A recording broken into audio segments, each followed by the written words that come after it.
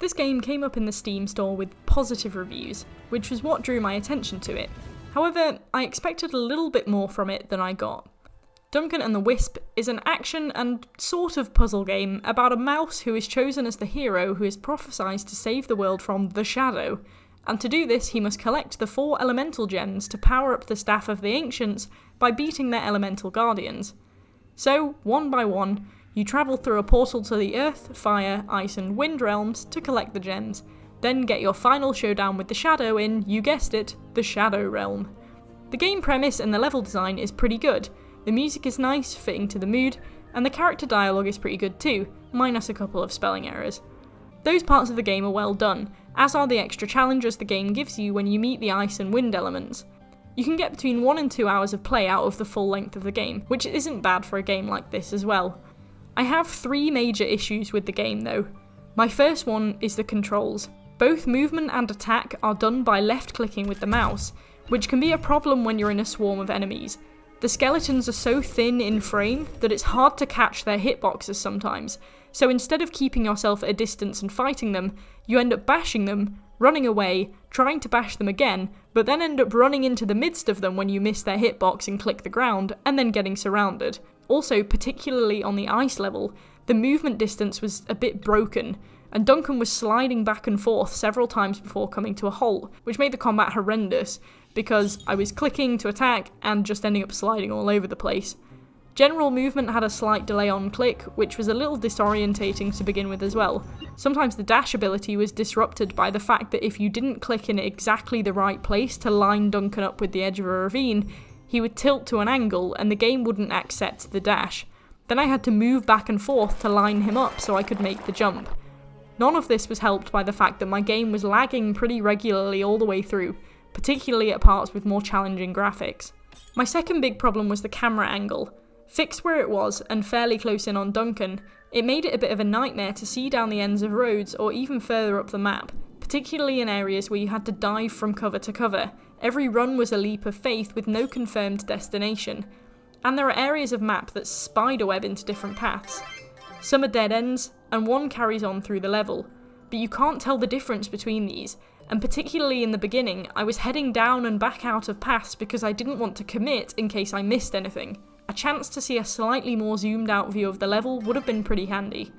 There were also a few times where the camera clipped through the environment so I could see, but that kind of thing doesn't bother me as much. At least it did clip, otherwise I would have been blind. My third big issue is that all of your abilities bar 2 rely on the same energy bar. Healing and all 5 of the different elemental attacks that you earn work off the same meter, so using about 3 spells in a row wastes all your energy. That means you can't heal, you can't fight unless you use your basic attack, but the damage you take by standing in front of your enemies to fight them is significantly more than the damage you inflict by using your basic attack. I spent a majority of the game running around the map with enemies in tow, trying to kill time waiting for my spell meter to recharge. The recharge is far too slow compared to the time it takes for the meter to run out, and particularly when you earn the higher class elements, it takes more of your meter to use them, so you end up wasting it even faster. The absolute worst time for this was the final level, the Shadow Realm. The skeletons are manageable to beat with your basic attack, but going toe to toe with an elemental using your basic attack will never end in your win. You have to use the spells against the elemental enemies, and the game actively encourages you to use your spells, but when you have a huge horde of enemies behind you, none of your magic does anywhere near enough damage before they get on top of you.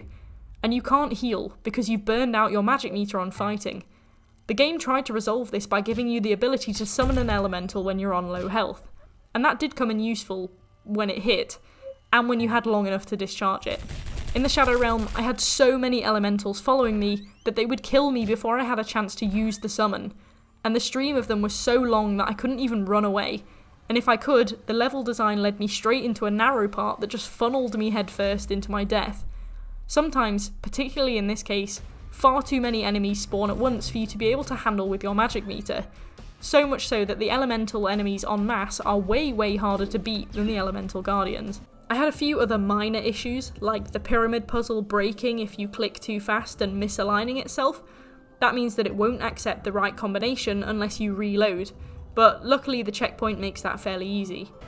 There are only really two types of enemies, the skeletons, which don't really mesh with the rest of the design, and the elementals. The guardians are just bigger elementals, and the types are just different colours. The coins you collect appear to have no purpose, and the game ends on a cliffhanger despite not seeming to have a sequel, but overall these things aren't terrible. The game isn't terrible as a whole. It's not bad, really, it's just not really a comfortable experience. The whole good storyline, design, and character interaction was unfortunately delivered with clumsy controls and limiting perspective, limited at the most by the fact all the functions were based off the same meter. Upping the regeneration of it, or minimising the amount of energy the attacks took up, would have been a huge fix to this problem. But sadly, the game forced me to run around like a rat being chased by 20 cats for several minutes each fight, waiting for it to give me enough energy to make a meaningful attack again. I don't think choosing to play this game is a regrettable experience. It has some promise. It was just more hassle than fun in all those situations where I either died or had to stall because of the basic mechanics of the game. At the end, I had to just run past all the enemies because fighting them was borderline impossible, and I'd have just had to commit to dying over and over and over to win.